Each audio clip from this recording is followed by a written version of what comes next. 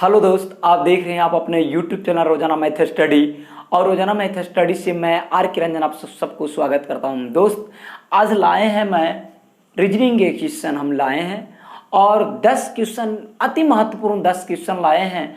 और मैं लमसम बहुत सारे चैप्टर 10 है, 10 चैप्टर से मैं क्वेश्चन लाया हूं, इसीलिए आप थोड़ा इसे देखिए। और देखिए इस प्रकार के जो क्वेश्चन है सीरीज का, ये बहुत सारे सचिवालय सहायक में बहुत सारे क्वेश्चन आते हैं। ये ऐसा 15 से 20 क्वेश्चन आते हैं। तो देखिए ये क्वेश्चन है, इस प्रकार के क्वेश्चन में आप क्या करेंगे, चाहे आप तीनों को आपस में जोड़ के भागा देंगे, या तीनों को घटाएंगे, या क्यूब करेंगे, या स्क्वायर करेंगे, या सम विषम देखेंगे, ऑड इवन देखेंगे, और क्या कर सकते हैं। इसको तो और कुछ कर सकते नहीं है। अब देखिए इसको हम देखिए कैसे करते हैं। देखिए कोई मेरे भाई लोग रहेंगे तो क्या करेंगे, अब इसको गुना करके देखेंगे। 5 या 15, 15 से 75 से 105, कहाँ 5 है, बहुत अंतर है, 100 का अंतर है, संभव नहीं है। अब हम क्या करें, यदि सम विषम यानी ऑड इवन हम देखते हैं तो यहाँ तो पूरे है विषम संख्या है, यहाँ देख पूरे तो सम संख्या है, ये भी फंडा लगने वाली बात नहीं है। अब हम करें तो क्या करें, तो आप लोग को एक नजरिया देखने का अलग होनी चाहिए, आप लोग को देखने का क्वेश्चन तरीका अलग होनी चाहिए, जो हम आप लोगों में डेवलप कर देंगे। देखिए अब देखिए 5 लाना है, आपको सोचना है मेरे भाई कि हमें तो 5 लाना है। आखिर 357 से 5 कैसे लाया, समझ में आया? 357 से 5 कैसे लाया तो आपको क्या समझ में आएगा। आप क्वेश्चन अच्छा से देखिए।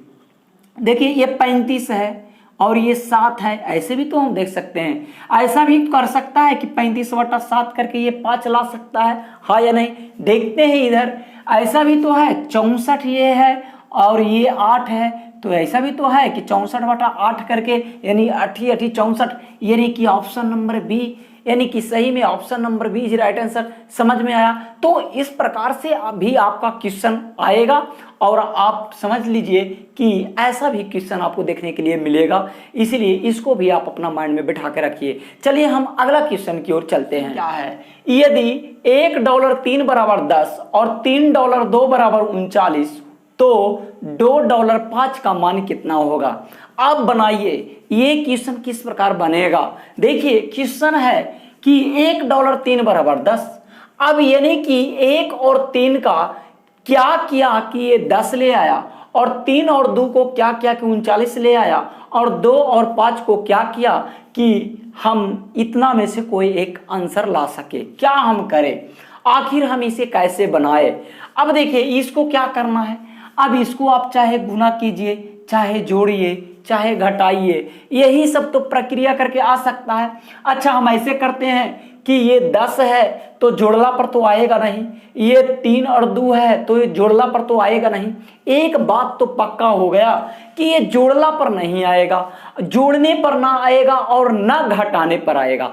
इस तरह से हम लोगों को सोचना होगा। समझ में आया? जब क्वेश्चन इस प्रकार से आए और डिजिट बड़ा बड़ा आए लास्ट में, तो आपको सोचना होगा कि ये तो गुना करने पर, सॉरी ये तो जोड़ने पर भी नहीं आएगा और ये घटाने पर नहीं आएगा। क्यों नहीं आएगा? क्योंकि ये देखिए 1 3 3 2 2 5 ये छोटा छोटा डिजिट है और बड़ा डिजिट दे रहा है, पूछ रहा है। यानी कि अब हम क्या करते हैं, गुना करते हैं देख के। तो देखिए 3 एकाएं 3, ये 9 है, 10 है, ये भी संभव नहीं है। यहाँ देखिए 3 दूना 6, ये 39 है, ये भी संभव नहीं है। हमारा ये भी चीज फेल हो गया। अच्छा अब हम गुना कर लिए हैं, ऐसा कर लेते हैं कि हम स्क्वायर कर देते हैं।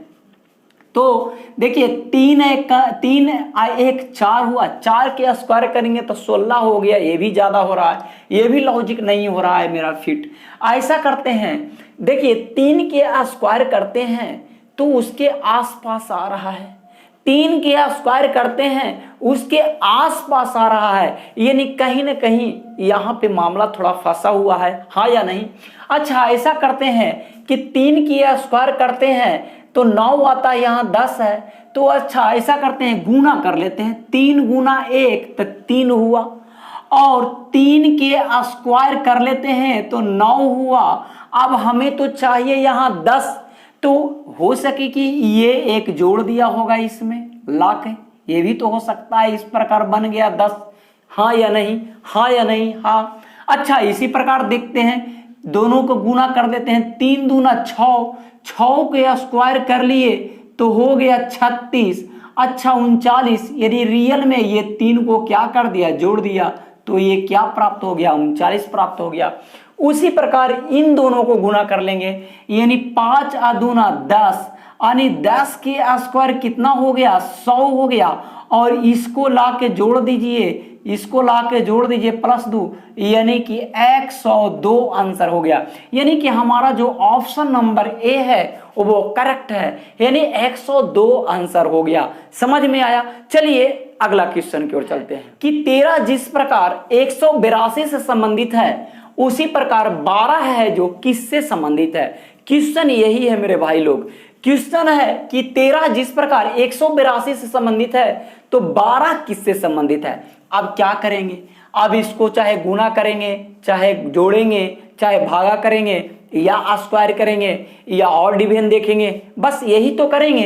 इतना करने के बाद नहीं आएगा तो हम क्या करेंगे, मगर हाँ करने का एक तरीका होना चाहिए, सोच होना चाहिए। अच्छा देखिए क्वेश्चन है कि 13 से 182 लाया।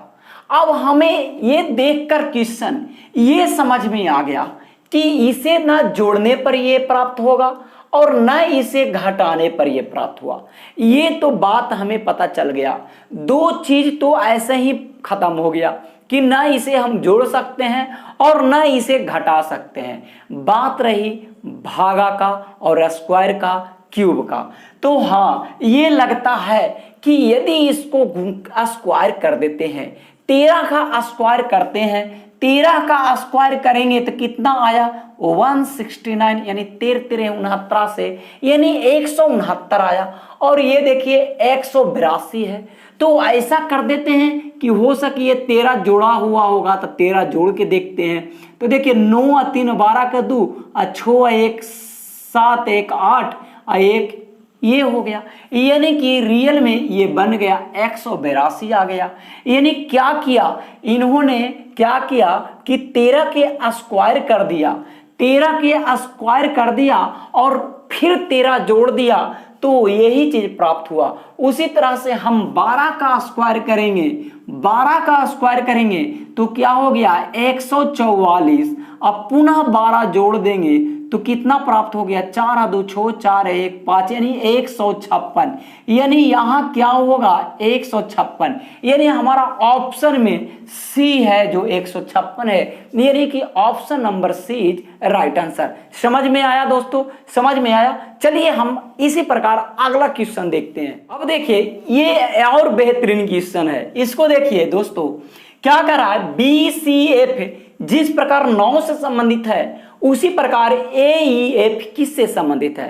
क्वेश्चन है, क्या क्वेश्चन है, कह रहा है कि BCF जिस प्रकार 9 से संबंधित है, AEF किससे संबंधित है, यही क्वेश्चन है। देखिए अब इस प्रकार के क्वेश्चन में हम क्या करेंगे कि सबसे पहले हम इसका लेटर जो है उसको हम प्लेस वैल्यू बैठा देंगे। यानी कि B का मान कितना होता है, B का आप कहोगे कि 2 होता है, C का कितना होता है 3 होता है, F का कितना होता है 6 होता है। उसी प्रकार A का कितना होता है 1 होता है, E का कितना होता है 5 होता है, F का कितना होता है 6 होता है। समझ में आया।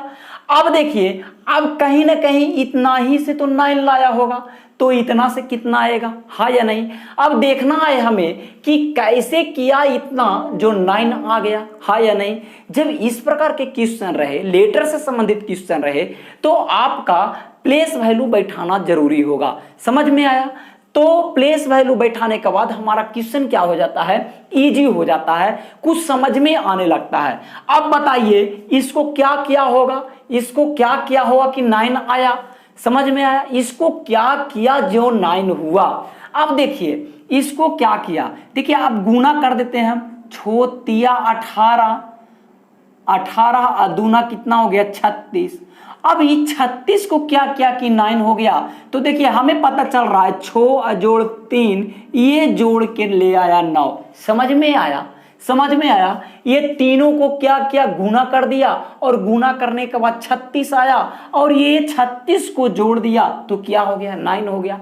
उसी प्रकार हम इसको देखते हैं, ये तीनों को गुना कर देते हैं, 6 5 30, 30 एकाएं 30 और ये 30 को यदि जोड़ देते हैं 3 गुना 3 जोड़ 0 यानी कि 3 आया, यानी कि 3 आया। ऑप्शन में देखते हैं कि ऑप्शन नंबर सी है, यानी कि हमारा आंसर क्या है, 3 सही है। समझ में आया दोस्तों। चलिए अगला क्वेश्चन की ओर हम चलते हैं। कह रहा आईपी जिस प्रकार 34 से संबंधित है उसी प्रकार डी वाई किससे संबंधित है। अब देखिए इस प्रकार के क्वेश्चन में हम क्या करेंगे, क्या मैंने क्या बताया, जब लेटर से संबंधित क्वेश्चन रहेगा तो उसको माइन बैठा देंगे, लेटर का जो प्लेस वैल्यू होता है वो बैठा देंगे। देखिए यहां देखिए आई का कितना है, आई देखिए आई का कितना होता है, 9 होता है। पी का कितना होता है, 16 होता है। उसी प्रकार से डी का कितना होता है, 4 होता है और बाई का कितना होता है, 25 होता है। ये सब याद रहना ही रहना चाहिए। अब देखिए यही 9 और 16 से 34 लाया है, आखिर क्या किया, इसको क्या किया कि 34 आया, तो क्या किया होगा, इसको चाहे गुना कर दिया होगा, चाहे जोड़ दिया होगा, चाहे भाग दिया होगा, चाहे स्क्वायर किया होगा, चाहे क्यूब किया होगा, चाहे ऑड इवन देख के किया होगा, या इसमें क्या किया होगा, वोवेल और कॉन्सोनेंट देख के भी कर सकता है, और क्या किया होगा इसमें, यही सब तो प्रक्रिया है। अब देखिए कुछ आप लोग को समझ में आ रहा है, 9 और 16 से 34 लाया है, अब कैसे लाया जा सकता है। अच्छा तो ये आपको समझना चाहिए कि यहाँ 3 है, यहाँ 4 है और यहाँ 9 है, यहाँ 16 है। ऐसा तो नहीं कर दिया है कि 3 का वर्ग कर दिया है तो 9 आ गया है, हाँ या नहीं। 3 का वर्ग कर दिया तो 9 आ गया और 4 का वर्ग कर दिया तो 16 आ गया, हाँ या नहीं। अच्छा उसी प्रकार से 4 है तो 2 का वर्ग कर देगा तो 4 आ जाएगा और 5 का वर्ग कर देगा तो 25 आ जाएगा, यानी हमारा आंसर 25 होना चाहिए, यानी option number D is right answer. समझ में आया, समझ में आया। तो इस प्रकार के लॉजिक से भी क्वेश्चन आते हैं, आपको ये भी लॉजिक आपको ध्यान में रखना होगा दोस्तों। चलिए हम और अगले क्वेश्चन की ओर चलते हैं। खाली स्थानों को भरें। देखिए ये जो व्हाट है इसके जगह पे क्या आएगा, आपको इस प्रकार के भी क्वेश्चन आपको देखने को मिलेगा एग्जाम में, इसीलिए इसे भी आपको ध्यान में रखना होगा। इस प्रकार के क्वेश्चन को बनाने के लिए क्या हम करेंगे, यहाँ पे क्या हम मान रखें कि ये पूरा संतुष्ट हो जाए सब मान। अब देखिए अब क्या करेंगे, देखिए इस प्रकार का जब क्वेश्चन रहता है, इस प्रकार का जब रीजनिंग रहता है तो देखा जाता है चाहे ऐसे चलता है, चाहे ऐसे चलता है या ऐसे चलता है, ये दो ही पैटर्न में चलता है, चाहे ऐसा भागता है चाहे ऐसा भागता है। अब हम लोग को देखना है, देखिए ऊपर देखिए सब बड़ा है, यानी कि 3 6 0 15 से सब छोटा है, 5 है ऊपर तो 2 3 1 सब 5 से छोटा है, 12 से सब नीचे छोटा है, 11 से सब नीचे छोटा है। यानी कहीं ना कहीं ये लाइन जो ऐसे चल रहा है, ऐसे चल रहा है, ऐसे चल रहा है, ऐसे चल रहा है, हाँ या नहीं, हाँ। यानी कहीं ना कहीं ये लाइन ऑपरेशन करके 0 लाया या 3 लाया या 6 लाया, कैसे लाया यही हम लोगों को समझना है। समझ में आया दोस्तों। अब देखिए क्या किया कि ये 0 आया या क्या किया कि ये 6 आया, कैसे कैसे ऑपरेशन किया। देखिए हम लोग क्या देख रहे हैं कि 15 है, 15 और 3 18, 18 से क्या करें कि 0 आ जाए, तो हमको ये समझ में नहीं आ रहा है। यानी कि यदि 15 में से घटाते हैं 3 तो 12 आ जाता है, 12 आ जाता है, ये 6, ये भी 12 रहता तो मानते हैं कि घटा देता तो 0 आ गया, ये भी संभव नहीं है। अब हम क्या करें, अब यही इस प्रकार के क्वेश्चन में समझ में नहीं आता है, मगर थोड़ा सा आप देखें इसको। अब देखिए 15 है, इसको जोड़ देते हैं, 15 और 3 18, 15 और प्लस 3 18 हो गया, और 18 से यदि 15 और प्लस 3 जोड़ देते हैं और यदि जोड़ के 18, जोड़ के 15 3 18 हो गया।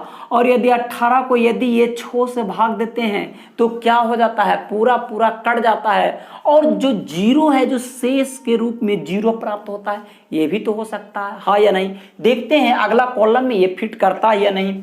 अच्छा, ये 5 और 2 7 हो गया। और यदि इसको जोड़ के 3 से भागा दे दिए तब 3 दूना 6, शेषफल 1 बच गया, सेट तो कर गया। अच्छा, अगला कॉलम देखते हैं। 12 और जोड़ 4 जोड़ देते हैं तो 12 और 4 16 हो गया। और 16 से यदि 7 में भाग देते हैं तो 7 दूना 14 बच गया, शेष 2 बच गया, ये भी सेट हो गया। तो ऑटोमेटिक ये निकलेगा, यानी 11 और 3 कितना हो गया, 14। और 14 से 6 में भाग देंगे तो 6 दूना 12, यानी शेषफल क्या यहाँ बच जाएगा, शेषफल क्या बच जाएगा, 2 बच जाएगा। यानी कि हमारा option number A is right answer. समझ में आया, यानी ऑप्शन ए है जो मेरा करेक्ट आंसर है। समझ में आया दोस्तों। तो इस प्रकार के लॉजिक से, यानी शेषफल के लॉजिक से भी क्वेश्चन आपको दे सकता है। आपको ये भी आपको ध्यान में रखना होगा दोस्तों। चलिए अगले टाइप के और अगले क्वेश्चन हम चलते हैं। कि जल में देखने से यह प्रतीत होता है कि घड़ी में 2:20 बजा है। तो कह रहा है तो वास्तविक उसका समय क्या है, और वो तो जल से देखा कि उसका 2:20 पता लग रहा है। तो कह रहा है कि उसका वास्तविक समय आखिर क्या होगा। तो आप देखिए, जब इस प्रकार के क्वेश्चन रहेगा तो आज के बाद आप कभी नहीं भूलेंगे, कभी नहीं, कभी नहीं, कभी नहीं, ये मेरा गारंटी और वादा है। देखिए, जब इस प्रकार के क्वेश्चन रहे तो आप देखिएगा कि घंटा वाला जो घंटा है वो 5 से यदि अधिक नहीं है, और मिनट है जो 30 से यदि अधिक नहीं है, तो उस स्थिति में आप 5:30 में आप इसे दिया हुआ जो टाइम है उसको आप घटा दीजिएगा, वही आपका आंसर हो जाएगा। समझ में आया हमने क्या बताया। जब इस प्रकार से देखने, जल में देखता है तो इतना बजा है, तो वास्तविक समय पूछा, यानी कि इस प्रकार के जब क्वेश्चन पूछेगा तो आपको यह ध्यान रखना होगा कि घंटा जो है जो 5 से अधिक नहीं होना, 5 या 5 से अधिक नहीं होना, 5 से अधिक नहीं होना, और मिनट है जो 30 से अधिक नहीं होना। यदि ये चीज सेट करता है तो 5:30 में दिया हुआ समय को आप घटा दीजिए, वही उसका वास्तविक समय होगा। तो देखिए यहाँ क्या हो गया, घट के 10 हो गया, और यहाँ क्या हो गया, घट के 3 हो गया।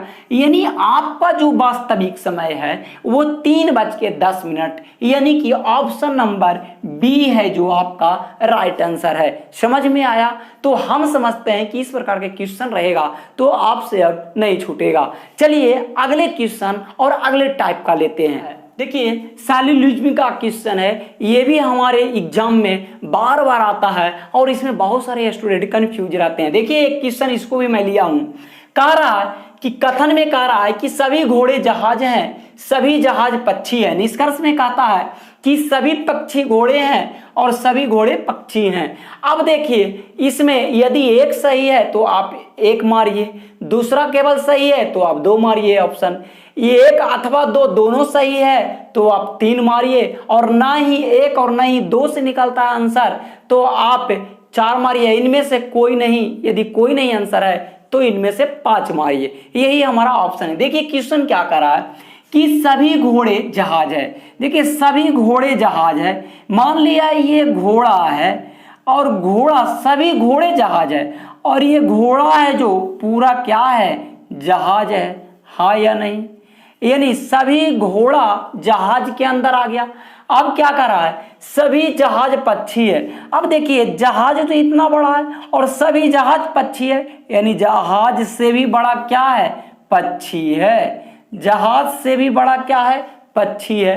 तो देखिए निष्कर्ष क्या कह रहा है, यानी कि हमारा पहला निष्कर्ष क्या कह रहा है, पहला क्या कह रहा है और दूसरा क्या कह रहा है। देखिए पहला कह रहा है कि सभी पक्षी घोड़े हैं, देखिए सभी पक्षी घोड़े हैं। देखिए पक्षी तो इतना बड़ा है, सबसे बड़ा जो है जो पक्षी है, और घोड़ा क्या है, झिरिगो है।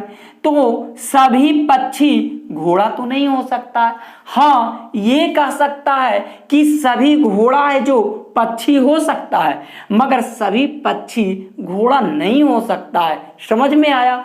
तो यहां कह रहा है सभी पक्षी घोड़े हैं। सभी पक्षी तो घोड़े कहाँ है, घोड़ा तो इतना दूर ही तो घेरा है, जबकि पक्षी का तो घर इतना बड़ा है जिसमें इतना ही बड़ा घेरा है। हाँ ये कहता कि कुछ पक्षी घोड़ा है तो मानते, मगर कह रहा है कि सभी पक्षी घोड़ा है, ये संभव नहीं है। यानी ये जो स्टेटमेंट है पहला, ये गलत स्टेटमेंट है। अब देखिए अगला क्या कह रहा है, सभी घोड़े पक्षी हैं। सभी घोड़ा पक्षी है।